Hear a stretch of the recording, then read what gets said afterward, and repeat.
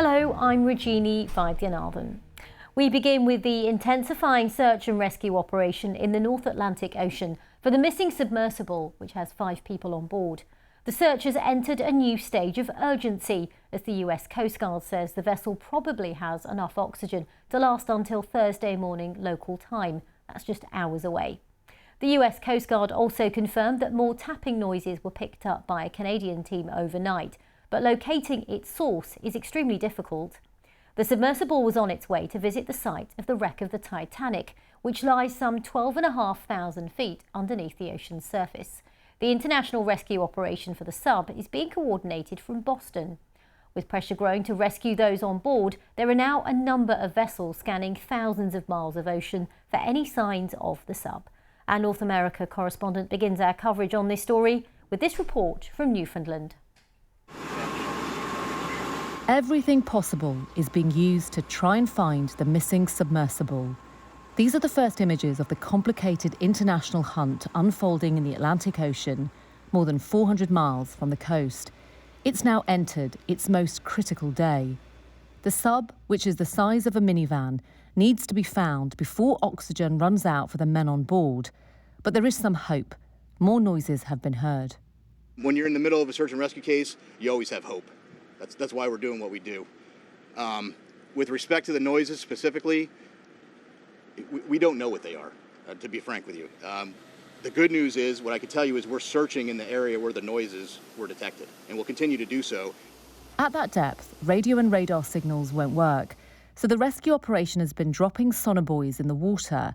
They either use passive detection, that's listening for sounds produced by propellers and machinery, which could also include the crew making noise, or what's called active detection by bouncing a sonar ping off the surface of the vessel and listening for a returning echo. Trapped inside are British citizens Hamish Harding, Shehzada Dawood and his teenage son Suleiman. Shehzada is someone who's got an uncommon zest for life. He has a real sense of adventure. He has a real sense of exploration. In fact, he has a passion for exploration. Also on board is a French veteran diver, Paul-Henri Nargeolet, and Stockton Rush, the head of the firm behind the expedition to the bottom of the sea. More vessels and more equipment is arriving here to be sent all the way out to sea to assist with the international operation.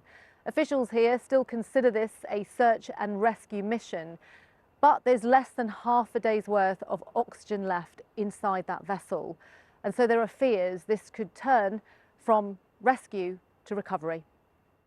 The head of the company that owns the Polar Prince, which launched the submersible over the weekend, has spoken for the first time since it went missing.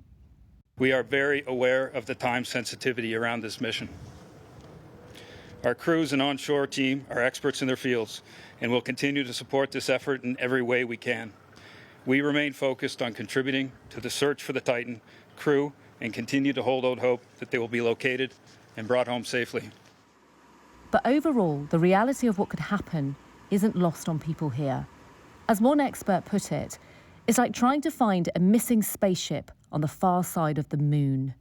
Even if the sub is found in time, rescuers then have to somehow get the men out to safety. Nomia Iqbal, BBC News, St John's in Newfoundland. Well, the BBC's been hearing from Oisin Fanning. He's been on board the Titan submersible twice before and knows some of the passengers. You drift down over a 3-4 hour period to the seabed. On the seabed, you release some waste, you get just a little bit of buoyancy, and you have 2 little thrusters which then enable you to go to the ship and around the ship, etc. And then finally, to return, you drop the rest of the weights, and then you return under your own steam. That's why it's a very simple vessel. There are no big engines, big computers, etc.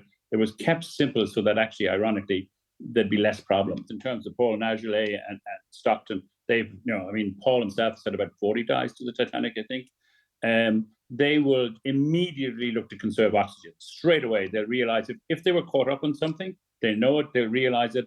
They'll also know the time frame it would take for any rescue to happen.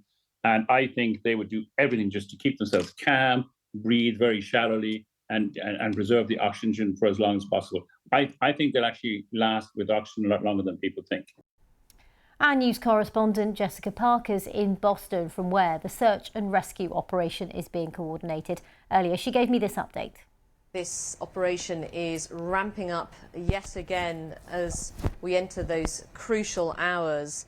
Now, what does that mean? It means more vessels headed to the area, more ROVs. These are these remotely operated vehicles, basically unmanned drones that can dive into the water and search for any potential signs of the vessel. Then you've got those sonar buoys that have been dropped onto the ocean surface, listening deep underneath as well, and a lot of focus clearly on those sounds, those noises, the banging that has been heard. But the Coast Guard are very clear at the moment.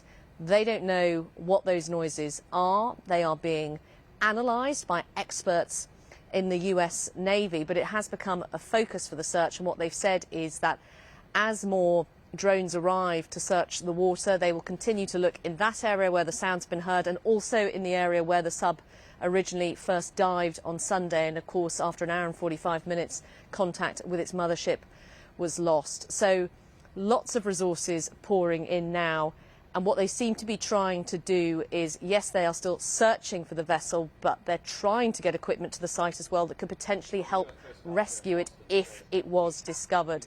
There's this very sophisticated French robot called the Victor 6000 that can go extremely deep. It has arms that could potentially free the vessel if it had become trapped in debris, for example. And then there's also a very big and powerful piece of winching equipment that doesn't seem to yet be at the site that could haul the vessel up if they could locate it. But there are, as you can tell, a lot of ifs in all of that.